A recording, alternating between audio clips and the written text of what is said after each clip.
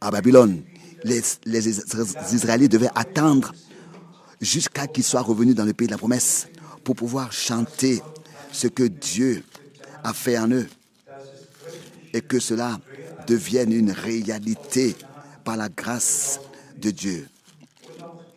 Et cette pensée, bien-aimés frères et sœurs, nous sommes si proches du retour du Seigneur. Seulement cette pensée, encore très rapidement, nous sommes en février et il n'y a pas d'hiver. Je connais encore le temps où en février, il y avait moins 25 degrés, moins 20, moins 15 degrés. Maintenant, c'est 15 degrés au lieu de moins 15. Ce qui est écrit dans Ésaïe 30 est en train de s'accomplir lentement, mais sûrement. Et nous voyons vraiment en tout ce qui se passe sur terre maintenant que le retour du Seigneur est vraiment proche, est vraiment très proche. Et aussi, ça, la chorale l'a chanté, et nous tous.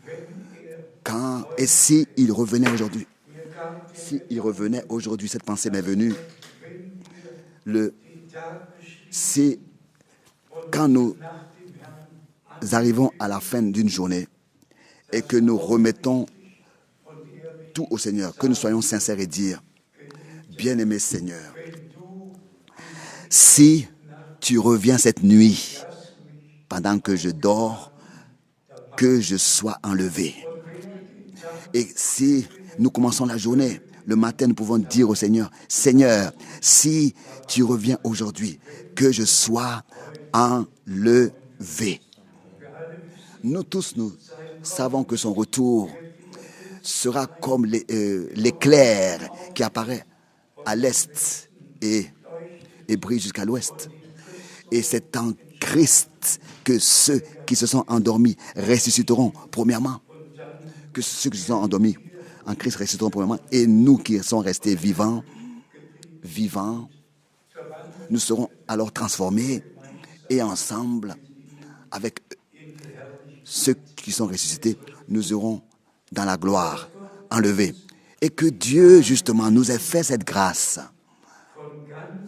de tout notre cœur, de croire le dernier message. Et je voudrais ici, encore une fois,